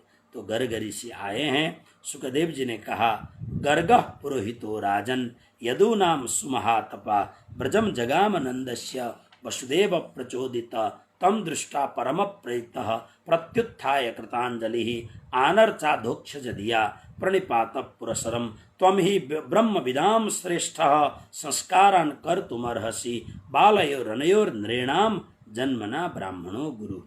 आप जन्म से ही गुरु हैं, इसलिए मेरे बच्चों का आप आतिथ्य सत्कार स्वीकार करिए, और दोनों में जो मेरे बच्चे हैं उनका आप नामकरण संस्कार कर दीजिए। तो फिर संसार के महान संत, महान ऋषि गर्ग ऋषि ने ये दोनों बालकों का, गौरवर्ण के बालक और ये जो और श्यामल वर्ण के बालक का नामकरण संस्कार किया। गौरवर्ण का बालक अतिशय पराक्रमी है, इसलिए उसका नाम राम रखा, रमन्ते योगिनः अस्मिन् इति रामः। लेकिन अतिशय बलशाली है, इसलिए बलराम नाम पड़ा। कृष्ण वर्ण यानी काले वर्ण का जो बालक है, ये कलयुग के अत्यंत दुखी प्राणियों के उद्धार के लिए आया हुआ है, इसलिए इसका नाम कृष्ण रखा। कृष्ण जिनका नाम है, गोकुल उनका धाम है, ऐसे श्री ब्रजराज को बारंबार प्रणाम है। भगवान श्री कृष्ण ने अत्यंत सुंदर बाल लीलाएं प्रारंभ की। बहुत छोटी सी अवस्था में बहुत सुंदर सुंदर लीला करते हैं। उन्होंने एक दिन छोटी अवस्था में मिट्टी खा ली। बलराम जी ने कहा, इन्होंने मिट्टी खाई, ब्रजलीला का एक बार दर्शन करें। मिट्टी खाई और यशोदा ने पकड़ लिया, कान पकड़ लिया, बेटा तूने मिट्टी खाई, इनसे झूठ निकल गया। नाहम भक्षितवानम्ब सर्व मिथ्या विशंसिना यदि सत्य गिरस्तर्हि समक्षम पश्यमे मुखम यद्देवं तर्हि व्यादेहि त्युक्तस्य भगवान हरि व्यादत्ता व्याहतैश्वर्य क्रीड़ा मनुज बालकः। भगवान ने ना बोल दिया, मैंने नहीं खाया है। तब उस समय माँ ने कहा, मुख खोल के देखो, ये डली तो दिख रही है। तो भगवान ने, क्योंकि यशोदा कृष्ण के प्रेम में इतने ज्यादा विलीन हो चुकी थी, कृष्ण भूल गई कि इसके घर में पूर्ण ब्रह्म परमात्मा का आगमन हुआ है। हम लोग सांझ को जो परिक्रमा गाते हैं ना, काहे न मंगल गाए यशोदा मैया काहे न मंगल गाए, इसमें लिखा है कि यह तो साक्षात तेरे घर में पूर्ण पुरुषोत्तम पर ब्रह्म परमात्मा का प्राकट्य हुआ है। यशोदा तुम परम भाग्यशालिनी हो। ये भूल चुकी थी से जरा कृष्ण चमत्कार दिखाते हैं। सा तत्र ददृशे विश्वम जगत स्थास्नो चखम दिशा। मुख खोल तो लिया, लेकिन मुख के अंदर में मिट्टी की डली नहीं, बल्कि मुख के अंदर में संपूर्ण अनंत कोटि ब्रह्मांड का दर्शन करा दिया। उसी मुख में नारायण है, उसी मुख में ब्रह्मा विष्णु महेश हैं, उसी मुख में अनंत कोटि ब्रह्मांड दिख रहे हैं, तारा सब घूम रहे हैं पूरे अपने अपने भवन में, अपने अपने ब्रह्मांड में। यशोदा चकित हो गई। तब याद आया गर्ग ऋषि ने कहा था, यशोदा यह जो बालक तेरा है ना जाने किस पुण्य से जसोमती गोद खिलाए, काहे न मंगल गाए। यशोदा तेरे गोदी में जो बालक है, तू ये मत समझना कि ये साधारण पांच भौतिक बालक नहीं, ये तो देवताओं का देव, ईश्वरों का ईश्वर, अवतारियों का अवतारी और पूर्णात पूर्ण समग्र विश्व ब्रह्मा अनंत कोटि ब्रह्मांड के मालिकों का भी मालिक पूर्ण ब्रह्म परमात्मा है। ऐसा गर्ग ऋषि ने उनको कहा था, लेकिन माँ है भूल गई। और उसके बाद में फिर भगवान श्री कृष्ण की महिमा का वर्णन किया कि ये जो नंद और यशोदा इतने भाग्यशाली, जन्म दिया देवकी ने, लेकिन बाल लीला का आनंद वसुदेव देवकी को नहीं मिला। लेकिन ये दोनों कौन है? पूर्व जन्म के द्रोण नाम के वसु हैं, धरा नाम की उनकी पत्नी भार्या है। पूर्व जन्म में इन्होंने अनंत कृष्ण भक्ति की थी, जिसके कारण इन्हें इस जन्म में परमात्मा की बाल लीला का परम आनंद मिला। ये पूर्व जन्म में इन्होंने वरदान पाया था। बहुत सुंदर कथा है। भगवान जब छोटे से थे तो भूख की भी लीला करते हैं। एक दिन प्रातः काल उठ करके सीधे आकर के न नहाना, न धोना, न मुख धोना, कुछ नहीं, गोदी में आके बैठे, मचलने लग गए, मुझे भूख लगी है। यशोदा ने कहा, भी माखन तैयार हो रहा है, निकाल के दे दूंगी। लेकिन कृष्ण माने नहीं, मचल ही रहे थे। देखा कि चूल्हे में दूध औटा रही थी, वहां चूल्हे में दूध उबल रहा है, तो कृष्ण को नीचे रख के दूध ठीक करने गई। कृष्ण ने कृत्रिम गुस्सा बना करके वह जो दधि मंथन मिट्टी के बर्तन में कर रही थी, उसी मदानी जो वो दूध मंथन करने का जो डंडा है, उसको उठा करके तोड़ दिया। 20 टुकड़े हो गए। क्यों ऐसा किया कृष्ण ने? इसलिए कि यशोदा का इस मटके में बहुत ज्यादा आसक्ति थी, क्योंकि आते समय पीहर से लेके आई थी बहुत। कृष्ण कहते हैं, अब तो तू मेरी ही आसक्ति कर, ये सब मिट्टी के बर्तन की आसक्ति छोड़ तू, माँ है ना। तो इसलिए फिर तो कृष्ण को यशोदा ने दंड देने के लिए बांध दिया। पहले तो डोरी ही नहीं पहुंच रहे थे, जितनी भी डोरी बांधती है 2 अंगुल कम हो जाते हैं। 2 अंगुल मतलब अहंकार और ममता यशोदा का। जब तक ये दोनों पर्दे गिरे नहीं, तब तक कृष्ण चमत्कार दिखाते रहे। यशोदा हैरान हो गई, शरणागत हो गई। फिर यशोदा के सामान्य बंधन में कृष्ण बंध गए और उखली में बांध दिया, यहाँ से हिलना मत, कोई बात नहीं, तू जाना, मैं अपना काम करूँगा। यशोदा तो गई अपने काम से। कृष्ण उखल को घसीटते हुए लेके गए। अर्जुन के 2 वृक्ष थे, बीच में से निकल गए। बीच में कृष्ण तो निकल गए, लेकिन उखल जो था वो निकला नहीं। तो झटका मारा, वृक्ष गिर गए। इन वृक्षों में से कुबेर के श्रापित 2 पुत्र निकले, नलकुबर और मणिग्रीव। कृष्ण की परिक्रमा की, प्रार्थना की और कहा, प्रभु ने कहा कोई वरदान चाहिए तो मांग लो। तो इन्होंने कुछ भी नहीं मांगा। इन्होंने क्या मांगा? बाणे गुणानुकथने श्रवणौ कथायाम हस्तौ च कर्म सुमनस तब पादयोर्न स्मृत्याम शिरस्तव निवास जगत प्रणामे दृष्टि सताम दर्शनेस्तु भवत्तनूनाम। केवल आपकी भक्ति, हमारा पूरा शरीर आपकी भक्ति में ही लगे रहे, ऐसे भावनाओं से इन्होंने प्रार्थना की। भगवान ने अनन्य भक्ति का वरदान दिया। उसके बाद में लगभग 4 वर्ष की उम्र हुई। कंस बार बार गोकुल में उत्पात करने लग गया, इसलिए नंद बाबा ने सबके साथ सलाह करके गोकुल से दूर बहुत ही सुंदर एक जगह में जा करके पूरे गांव को उठा के लेके गए और वहां पर रखा गया। इस गांव का नाम हुआ वृंदावन। वृंदावन में आए। वृंदावन में आने पर यहाँ पर भी, क्योंकि संसार भर के राक्षस भगवान कृष्ण के हाथ से मर करके अपना उद्धार करना चाहते हैं। सभी, कंस से लेके सारे राक्षस कृष्ण के हाथ से। अब लेकिन अब ये राक्षस योनि में आए हैं, इनका स्वभाव अत्यंत तामस है, ये बैठ कर के भजन कर नहीं सकते, इनका शरीर, इनका स्वभाव भजन कर, देखिए अपना अपना स्वभाव होता है। कोई कोई बड़े बैठ कर के भजन कर सकते हैं, माला कर सकते हैं, लेकिन कुछ लोग माला नहीं कर सकते हैं, कुछ लोग सेवा करते हैं।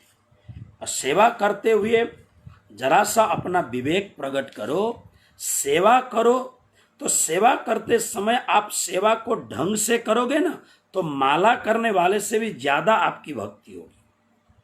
सेवा एक ढंग से विवेक से करना चाहिए। सेवा करते समय बाइबल में लिखा हुआ है, दाहिने हाथ से दिया जाए तो बाएं हाथ को पता नहीं लगना चाहिए। इसका मतलब जब भी सेवा करो पहले अपने को मिटाना चाहिए। अरे हम तो बड़े पैसे वाले हैं, हम कैसे ये छोटी सेवा करें, हम तो बड़े अध्यक्ष और हम तो सचिव और हम तो फलाने हैं, हम ये छोटी सेवा कैसे करें। जब मन में ये बात आ गई, मान लो कि तुम्हारी सेवा सब गुड़ गोबर हो गया, एक पैसे का नहीं, लोगों के देखने पर तो अच्छा लगेगा, लेकिन जो ही तुम्हारे मन में अहंकार आ गया, अहंकार आते ही तुम्हारी भक्ति, तुम्हारी जो सेवा भक्ति है वो खत्म हो गई। जितना भी करो लोगों को पता लगे, लगने दो, लगाओ मत, ढिंढोरा मत पीटो, ढोलक बजा करके मैं ये सेवा कर रहे हैं, हम ये सेवा कर रहे हैं, हम ये सेवा कर रही हैं, ऐसा ढिंढोरा मत पीटो। कई लोग गला फाड़ फाड़ के चिल्लाते हैं कि हमने ये सेवा की, हमने ये सेवा की, हमने न किया होता तो ये हो ही नहीं सकता था। ऐसा गला फाड़ फाड़ के चिल्ला चिल्ला के लोगों को समझाना सुनाना चाहते नहीं, इससे आपकी भक्ति खत्म हो जाएगी। अगर लोगों को पता लगता है, लोगों को लगाने दो, लेकिन आप तो बिल्कुल मिट्टी हो करके सेवा करो। ये सेवा का भाव है। सेवा में पवित्रता हो, सेवा में विवेक हो, जो काम करते हो वो काम में भूल नहीं होनी चाहिए। कई बार क्या होता है, जैसे हमारे यहाँ हमारे पुजारी जी हैं, वो क्या होता है कि कभी कभी वो जो झाड़ू लगाने वाली है वो हैरान हो जाती है। वो क्या करते हैं, नारियल हाथ में लेते हैं, जब पारण में फोड़ने का समय आता है, नवमी आगे अरफाई दे कहीं, तो नारियल फोड़ते समय उसका बैठे बैठे थोड़ा टाइम होता है, उसका जटा निकाल के इधर फेंकते हैं उधर फेंकते हैं। तो उससे क्या होता है कि बाद में वो देखते हैं, अरे अभी मैं झाड़ू लगा के गई, फिर ये। तो कोई भी काम करो उस काम में भूल नहीं, तुम्हारे काम को दूसरा कोई आके फिर ठीक करे, ये गलत बात है। फिनिशिंग, सेवा में फिनिशिंग होनी चाहिए, विवेक होना चाहिए, जो काम करो अच्छी तरह करो। इसलिए सेवा ध्यान करने से भी बड़ी बात है। सेवा सबका स्वभाव है, बैठ करके माला नहीं कर सकते हैं, सेवा करो। अब बहुत लोग सेवा भी नहीं कर सकते हैं और नाम जप भी, तो आपके पास पैसा है, दान दो, कोई अच्छी जगह पर जहाँ पर पवित्र स्थान है वहाँ पर दान दो, लेकिन दान ऐसी जगह पर जो दो, जैसे मान लो 1 लोटा पानी तुमने लिया, समुद्र में ले जाकर डाल दिया, तुम्हारे पानी की क्या कीमत है उसमें। जहाँ पहले से ही करोड़ों रुपया है, जहाँ पहले से ही अनाप शनाप फिजूल खर्चा करते हैं लोग, वहाँ पर देने से कोई काम नहीं। जहाँ पर जरूरत हो, जहाँ पर वास्तव में सेवा होती हो, जहाँ पर मानव कल्याण का काम होता हो, वहाँ पर दो। तुम्हारा दान उगना चाहिए, तुम्हारा दान जल करके राख नहीं होना चाहिए, तुम्हारा दान उगना चाहिए, अंकुरित होना चाहिए। दान दो। दान देते समय विवेक रखने का, कि दान देने का मतलब ऐसा नहीं है कि हमेशा मेरी बड़ाई होती रहे, नहीं, बड़े बड़ाई होती है तो होने दो, लेकिन अपने मन में कामना न रखो। हमारे यहाँ हिंदी में कहते हैं, नेकी कर दरिया में डाल। नेकी कर माने अच्छा काम करो, लेकिन उसके काम दरिया में डाल का मतलब है भूल जाओ उसको, मैंने कुछ किया। नहीं तो लोग बोलते हैं ना, मैंने इतना किया, हमारा नाम कोई नहीं लेता है, हमने इतना किया, हमारी कोई प्रशंसा नहीं करता है, हम इतना करते हैं फिर भी लोग हमारी बात को देखते रहे। ऐसे ये फिजूल की बातें मत किया, इसलिए विवेक पूर्वक। अब ये जितने भी राक्षस हैं, इन सब को कृष्ण के हाथ से उद्धार होना है, इन सब को कृष्ण के हाथ से ही अपने जन्म मरण के चक्र को मिटाना है। इसलिए एक घूम घूम करके कृष्ण के हाथ से उद्धार होना चाहते हैं। इसमें बत्सासुर बकासुर का उद्धार हुआ, अघासुर का उद्धार हुआ। इसी बीच में ब्रह्मा जी को बड़ा घमंड हो गया, मैं बहुत बड़ा पितामह हूँ। भगवान श्री कृष्ण ने ब्रह्मा जी के भी अहंकार को उतार दिया। फिर उस समय धेनुकासुर का उद्धार हुआ। कालिया नाग श्री जमुना जी के पवित्र जल को बिगाड़ रहा था। कालिया नाग को मारा नहीं, लेकिन उसको अनुशासन करके नाथ करके फिर उसको जमुना से निकाल करके उसके घर भेज दिया।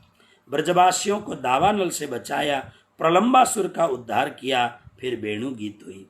वेणु गीत में बहुत ही सुंदर, जिस श्लोक को सुनने के बाद निर्विकल्पक परम समाधि में बैठे हुए सुखदेव जी की समाधि टूट गई, ऐसे कृष्ण के स्वरूप का वर्णन। बरहा पीडम नटवर बपुहु कर्णयो कर्णिकारम बिभ्रत वासः कनक कपिशम वैजयंतीम चमालाम रंध्रान वेणो रदर सुदया पूरयन गोप वृंदैर वृंदारण्यम स्वपद रमणम प्राविशद गीत कीर्ति। इतना सुंदर श्लोक आदि से वेणुगीत आदि गाया गया। फिर गोपियां, छोटी छोटी गोपियां जो अक्षर ब्रह्म की सखियां हैं, कुमारी का सखियां, ये गौरी व्रत करती हैं। यानी कार्तिक महीने में ये जो देवी की उपासना करती हैं, कात्यायनी देवी की, लेकिन एक दिन भूल से नग्न होकर के, छोटी छोटी बालिकाएं हैं, नग्न होकर के जमुना में स्नान करने लग गईं। सूर्योदय हुआ नहीं था। भगवान श्री कृष्ण ने मर्यादा का पाठ पढ़ाने के लिए इनके चीर यानी वस्त्रों का हरण किया। इसको कहते हैं चीर हरण लीला। हमारे कृष्ण भक्ति के महापुरुष कहते हैं ये चीर, चीर माने वस्त्र, वस्त्र को संस्कृत में बसन कहते हैं। वस्त्र भी कहते हैं बसन, बसन, वसन हरण की लीला। संत कहते हैं बसन हरण नहीं, वासना के हरण की लीला है। गोपियों को भगवान कृष्ण रास में ले जाने की तैयारी कर रहे हैं और उनके भीतर संसार के प्रति कोई भी कामना न रहे, कृष्ण के सिवाय कोई कामना न रहे, ऐसे कामना रहित परम प्रिय गोपी बनाने के लिए चीरहरण की लीला की। यज्ञ पत्नियों को थोड़ी सी शंका थी, ये भोग लगाने के लिए गए कृष्ण को, तब उस यज्ञ पत्नियों को भी उनके ऊपर कृपा की। इन्हीं दिनों में इंद्र को बड़ा अहंकार हो गया। फिर गोवर्धन पर्वत की पूजा करके, गोवर्धन पर्वत को अपनी उंगली में उठा करके इंद्र का मान भंग किया, प्रकृति की पूजा करवाई और साथ साथ में समग्र संसार को अपने ऐश्वर्य का वर्णन किया। देखो इतना बड़ा पहाड़, 7 कोस का लंबा चौड़ा पहाड़ कृष्ण ने छोटी सी उंगली में उठा दिया। उसके बाद में एक बार नंद बाबा एकादशी के दिन जमुना स्नान करने के लिए श्री यमुना के तट पर गए थे। वरुण जी के दूत पकड़ के लेके गए और वरुण लोक में जाकर के अपने पिताजी को लेके आने के लिए स्वयं कृष्ण जल में प्रवेश करते हैं और वरुण लोक पहुंचते हैं। कृष्ण ज्यों ही पहुंचे वरुण लोक में, स्वयं भगवान वरुण उठ करके पूजा की। नंद बाबा को लगा अरे मेरा बेटा तो बहुत बड़ा है, वरुण जैसे एक महात्मा, वरुण जैसे महान देवता इनकी पूजा करते हैं। नंद बाबा को लेके आए, नंद बाबा ने सबको ये बात बताई। उसके बाद में, इतना होने के बाद में भगवान श्री कृष्ण की उम्र हो गई 11 वर्ष की। आज 11 वर्ष की उम्र पूरी होते होते यशोदा और नंद बाबा ने धूमधाम से कृष्ण जन्मोत्सव मनाया। जन्मोत्सव मनाते हुए कृष्ण और गोपी में अत्यधिक प्रेम है, प्रेम की पराकाष्ठा है। प्रेमोल्लासैक सीमा परम रस चमत्कार वैचित्र सीमा। प्रेम की पराकाष्ठा होने के कारण कृष्ण के साथ आज थोड़ी सी टसल हो गई, थोड़ी सी बातें हुई, तो यानी थोड़ा सा झगड़ा हो गया। जहाँ प्रेम अत्यधिक है वहीं तो झगड़ा होता है, नहीं तो कौन किसको परवाह करता है। लेकिन झगड़े को बहुत टिकने मत देना, थोड़ी देर हो जाए चलेगा, लेकिन ये झगड़ा बहुत लंबा चला। 52 दिन तक ये झगड़ा चल पड़ा। जब पूरे 52 दिन तक ये झगड़ा हुआ तो 52 दिन के झगड़े के पश्चात 52 दिन के झगड़े के पश्चात यहाँ पर जो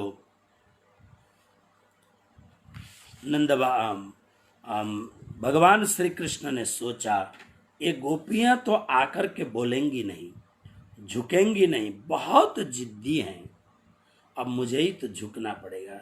इसलिए आप हमेशा देखो भक्त के आगे भगवान हार जाते हैं। इसका मतलब ये नहीं कि भक्त की महिमा बड़ी है, भगवान भक्त की महिमा बड़ा करवाते हैं और पूरी दुनिया को बताते हैं, अरे पागलो, इस संसार के प्रेम में, पति पत्नी के प्रेम में, माता पिता के प्रेम में, बच्चों के प्रेम में, पैसों के प्रेम में, अपने मान बढ़ाई के प्रेम में इतना पागल हुए जा रहे हो, ये सब छूटेगा, ये सब स्वार्थ का प्रेम है।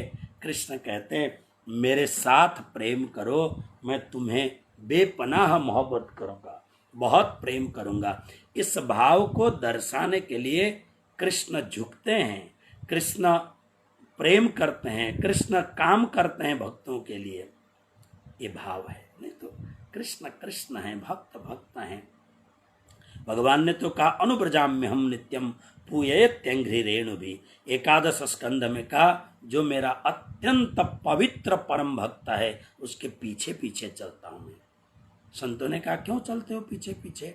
इसलिए ऐसा परम पवित्र पावन भक्त है जिसके होंठ में 24 घंटे हरिनाम रहता है, जिसकी आंखों में केवल मेरे दर्शन की प्यास रहती है, जिसका रोम रोम बार बार मुझे स्मरण करने पर रोमांचित हो जाता है, ऐसे और जिनके हर एक आयाम अत्यंत शुद्ध होता है।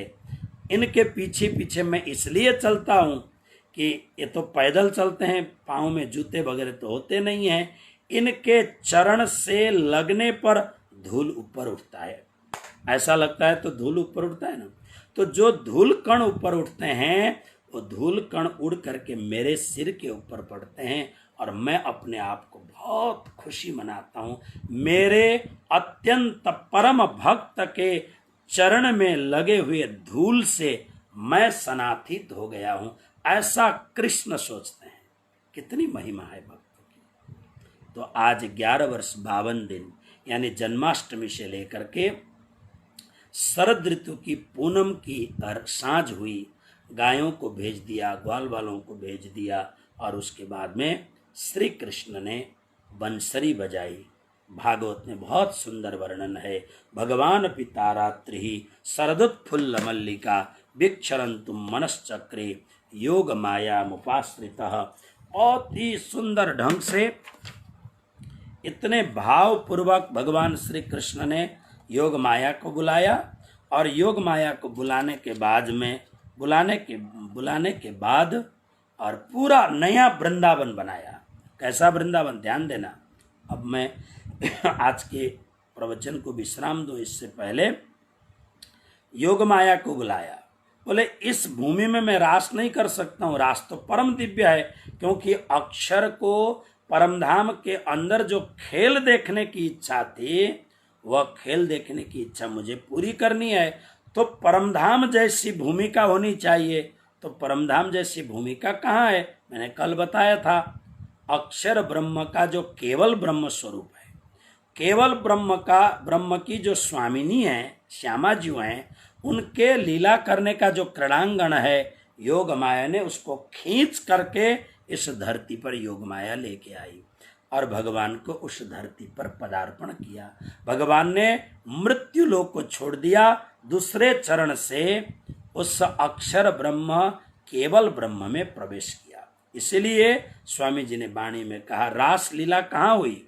आज भी वृंदावन के भक्त यही कहते हैं, यही वृंदावन अखंड अविनाशी शाश्वत सनातन वृंदावन है। नहीं, यह वृंदावन का बहुत बड़ा महत्व है, क्योंकि इस वृंदावन में हमारे कन्हैया 12 वर्ष तक विचरण किए हैं, गायों को लेकर के भक्तों के साथ में, और 100 वर्ष तक श्री राधा जी अपनी परमहंस ब्रह्मांगनाओं के साथ रही हुई है यहाँ पर। उसके बाद में चैतन्य महाप्रभु, जीव गोस्वामी, रूप गोस्वामी, सूरदास, श्रीमद् वल्लभाचार्य आदि बड़े बड़े महापुरुष उस धरती पर पहुंचे हैं।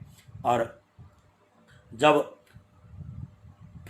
स्वामी श्री प्राणनाथ जी महाराज विचरण कर रहे थे तो स्वामी श्री प्राणनाथ जी महाराज भी विचरण करते करते मथुरा मंडल में प्रवेश करके उनके भी पवित्र दिव्य चरण मथुरा मंडल में प्रवेश किए हुए हैं। तो वृंदावन की भूमि अपरंपार भूमि है। वृंदावन सम वन नहीं, नंदी ग्राम सो ग्राम, बंसी बट सो बट नहीं, कृष्ण नाम सो नाम। बात बिल्कुल सत्य है, लेकिन जो महाराज की लीला हुई वो इस भूमि पर नहीं हुई। बाद में उन्होंने व्यवहारिक की रास की, वो इस भूमि पर हुई। तो महाराज कहाँ हुई? घर थी तित। प्राणनाथ जी की वाणी है ना, ये समाधान की वाणी है। अनंत अनंत शास्त्रों की जो जिज्ञासा है, प्राणनाथ जी वाणी में तारतम्य के बल पर सारी समस्याओं का समाधान देते हैं। विवेक पूर्ण दृष्टि से देखना पड़ेगा। घर थी तीत, घर माने परमधाम में अक्षर ब्रह्म को लीला देखानी है, लेकिन परमधाम में प्रवेश नहीं है, इसलिए घर थी तीत, घर से अलग। लेकिन क्या ब्रह्मांड में जहां ब्रजमंडल है वहां? बोले नहीं, ब्रह्मांड थी अलग हो, उससे भी अलग। तो कहां? केवल ब्रह्म के क्रीड़ांगण में, अक्षरधाम में तारतम्य कीधो निर्धार। ऐसे भूमि पर फिर बंसी बजाते हैं। श्री प्राणनाथ जी ने कहा, रास तणी रे लीला कहूं जे भरिया आपने पाए, निमख ना की धीरे निसरता ततिक्षण तेणे रे ताए। संझाने समेरे बेणवाइयो काई वृंदावन मुंझार, एणे समय उभू मुक्यूं तेने आड़ो न आब्यो संसार। संध्या के समय श्री कृष्ण जी ने वृंदावन में जाकर के बंसी बजाई। उस समय हम सभी गोपियां जो जिस स्थिति में थी, उसी स्थिति में सब कुछ छोड़ करके संसार के बंधन को, जो बड़े बड़े तपस्वी संसार के बंधन को त्याग नहीं सकते हैं, उस संसार के बंधन को एक झटके में त्याग दिया। और क्या क्या कर रही थी? प्राणनाथ जी ने कहा, कोई सखीरे होती गाय दूहती, दूध घूणियो रे हाथ माहे, एने समय बेण थई बल्लभनी, पड़ी गयो घूणियो रे तेणे ताए। कोई सखियां गाय दोह रही थी, हाथ में दूध का पात्र था, दोने का छोड़ दिया और श्याम की बंसी बजी, छोड़ दिया, एक सेकंड नहीं लगाया। कोई सखीरे काम करे घर मध्य, आड़ो उभो ससरो पत जेह, बेण सुनी रे पाटू दई निसरी, एनी दृष्टमा स्वरूप स्नेह। कोई सखी अपने घर काम में लगी हुई हैं, सामने पतिदेव है, ससुर सम्मुख खड़े हैं, बंसी की आवाज हुई, कोई आज रोक ही नहीं पाया, उठ करके चली गई। कोई सखीरे बात करे पतसू, उभी धवरावे रे बाल, एणे समय बेण थई बल्लभनी, पड़ी गयो बाल तेणे ताल। बालक को नीचे छोड़ दिया, कैसे छोड़ा, किस ढंग से छोड़ा, इन्हें कोई मतलब नहीं है। कृष्ण की बंसी बजी और इन्होंने एक झटके में छोड़ दिया। इसलिए ब्रज की गोपियां, संसार के सभी साधु संत ऋषि महर्षि परमहंस परिव्राजक संत शिरोमणि सभी से सर्वश्रेष्ठ हैं। कारण कृष्ण ने बुलाया, एक क्षण का भी कुछ भी नहीं सोचा, चली गई। इस प्रकार से गोपियां गईं और जाने के बाद में श्री कृष्ण के साथ खड़ी हो गईं। और पहले तो श्री यमुना जी ने स्नान करवाया योग माया ने, फिर अत्यंत सुंदर सच्चिदानंद स्वरूप बनवाया, सच्चिदानंद वस्त्र पहनाए। उनका पूरा सब एक प्रकार के परमधाम में जो अवस्था थी, चिदादित्यम किशोरांगम, सारी गोपियां एक ही साइज, एक ही प्रकार, एक ही बागा वस्त्र, एक ही सब कुछ तैयार हो करके फिर गोपियां पहुंची हैं कृष्ण के पास में। इसी को योग माया का श्रृंगार कहते हैं। योग माया नो देह धरी ने श्यामा जी थया तैयार, ततक्षण तिहा तेणे ठामे मारे साध किदो श्रृंगार। जिसको सुखदेव जी ने कहा, भगवान पिता रात्रि शरदोत्फुल्ल मल्लिका, विक्षरंतुम मनश्चक्रे योग मायाम उपाश्रितः। योग माया कृष्ण की प्रिय दासी है, उसने सब काम किया। गए, कृष्ण ने बहुत स्वागत किया, बुलाया, बैठा, लेकिन कृष्ण कृष्ण है, छेड़ने में माहिर हैं। उन्होंने कहा, क्यों आई तुम लोग, अभी तो रात पड़ने वाली है। बड़ा झंझट हुआ, लेकिन गोपियां जीत गईं, कृष्ण फिर हार गए। फिर कृष्ण ने रास की लीला, पहला तो वृंदावन दिखाया, उसके बाद में रास, लेकिन रास लीला करते करते फिर गोपियों को अहंकार आ गया, फिर अहंकार आ गया, और अहंकार आने के कारण फिर भगवान श्री कृष्ण ने सोचा ये अहंकार तो अच्छा नहीं है, इसलिए अब इस अहंकार को तोड़ना पड़ेगा। तो अहंकार को तोड़ने के लिए भगवान श्री कृष्ण अंतर्ध्यान हो गए। फिर गोपियां बिलखती हैं, जयति तेधिकम जन्मना व्रज श्रयत इंदिरा सस्वदत्रहि दयित दृश्यताम दीक्षुतावकास्त्वम। 19 श्लोक में गोपी गीत का अत्यंत सुंदर मार्मिक प्रसंग है। जब गोपियां प्राण त्याग करने को तैयार हुई कृष्ण के बगैर, तासा मावीर भुच्छौरी स्मयमान मुखाम्बुजा पीताम्बर धर स्रग्वी साक्षान मनमथ मनमथ, करोड़ों कामदेव को लजाएं इतने परम सुंदर रूप में पुनः प्रकट हो जाते हैं। कृष्ण कन्हैया लाल की जय। इस प्रकार से प्रकट होने के बाद में अब जो रास हुआ वो महारास की लीला हुई। अभी ब्रह्म सृष्टि धाम नहीं गई हैं, अब धूमधाम से महारास की लीला हुई। जो अक्षर ब्रह्म की जो मनोकामना थी, अब उसको पूरा राज्य महाराज ने किया है। अक्षर कारण, अक्षर की आत्मा है, राज्य महाराज का आवेश है, और यह जो शरीर है ये कोई साधारण शरीर नहीं, नारायण से भी परायण जो गौलोक भगवान अक्षरधाम, जो अनंत कोटि ब्रह्मांड के मालिक अक्षरधाम के अक्षर ब्रह्म का जो गौलोकी स्वरूप है, वो शरीर में श्री कृष्ण परमात्मा लीला कर रहे हैं। इसलिए अक्षर के हृदय को, अक्षर की जो जिज्ञासा थी, जो लालसा थी, उसको पूरा किया। पूरा करने के बाद में राज्य महाराज ने सोचा, अरे ये तो मस्त होकर के खेल रहे हैं, कौन बनी बहु न बना, कौन सखी कौन हम। आश्चर्य सोचा कि अक्षर को याद तो होना चाहिए। मैंने जो यहाँ स्वामी जी ने बहुत सुंदर शब्द प्रयोग किया है, अक्षर को याद तो होना चाहिए कि मैंने जो मांगा था, जो मूल वचन प्रकार यहाँ पर आया है कि जो हमने जो बात मांगी थी, वो बात अक्षर को अभी तो इतना मशगूल होके खेल रहे हैं कि पूरी तरह से एकदम मशगूल होके खेल रहे हैं, तो ये इनको पता तो लगना चाहिए। इसलिए मूल वचन प्रकार है ना। तो इस प्रकार से राज्य महाराज ने सोचा, और राज्य महाराज ने सोच करके उस अत्यंत महाराज के बीच में ही जो अत्यंत प्रगाढ़ रूप से लीला चल रही थी, अपने जोश को खींच लिया। जब जोश लियो खींच कर, तब चित्त चौंक भई अक्षर। जब जोश लियो खींच कर, जोश खींच लिया, और जोश खींचने के बाद में और एकदम सब भौचक के हो गए, ये क्या हुआ, ये क्या हुआ। इस प्रकार से जोश, जब जोश खींच लिया, फिर मूल स्वरूप में देखा तित, ये दो मगन हुए खेलत। जब जोश लियो खींच कर, तब चित्त चौंक भई अक्षर। अक्षर एकदम आश्चर्यचकित हो गए, ये मैं क्या देख रहा था। तब अक्षर को पूरा याद आ गया, कौन बना कौन सखी कौन हम, यूं चौंक के फिर आत्म रास आयो मिन जागृत बुद्ध।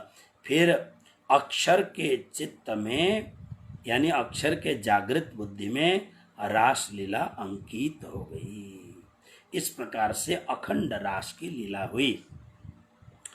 अब देखिए, थोड़ी देर के लिए ब्रह्म सृष्टियों की सुरता भी परमधाम आ गई। फिर राज्य महाराज ने, अब ये जो संवाद है ना, इतना क्षणिक संवाद है कि हे सखियों, आपने जो खेल देखने की इच्छा की थी वो पूरी हुई। सखियों ने कहा कि हमें कोई दुख तो पता ही नहीं लगा, क्योंकि ब्रज में भी राज्य महाराज श्याम श्री कृष्ण थे, रास में तो परम आनंद था ही, तो उनका संग होने से दुख लवलेश भी नहीं मिला। तब राज्य महाराज ने कहा, अच्छा तुम्हें दुख देखने की इच्छा है, अब तुम्हें भेजता हूँ।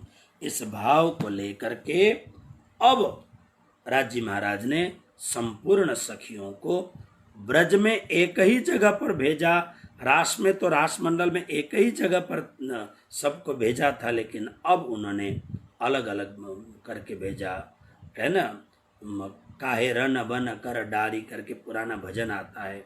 तो इस प्रकार से पूरे संसार भर में बिखर दिया ब्रह्म सृष्टियों को, और बिखरने के बाद में ऐसा गजब हो गया जो मूल मिलावा में राजी ने कहा था सब कुछ भूल जाओगे, तो सखियों ने सब कुछ भुला दिया। अब जब मशगूल हो गई तब श्री श्यामा जी महारानी कहती हैं राजी महाराज से कि अब तो सखियां बिल्कुल माया में अपने आप को समा चुकी हैं। तब श्यामा जी महारानी ने राजी महाराज से आज्ञा लेकर के यहाँ जो सुंदरबाई सखी खेल देखने के लिए आई थी, सुंदरबाई सखी के माध्यम से अब राजी महाराज की कृपा, राजी महाराज का जोश लेकर के श्यामा जी महारानी अवतरित होती हैं। अब समय काफ़ी हो चुका है, इसलिए मैं सोचता था आज श्री देवचंद्र जी महाराज का प्राकट्य किया जाए, लेकिन कल हम प्रकट करके और खूब आगे की श्री देवचंद्र जी महाराज के लीला में प्रवेश करें।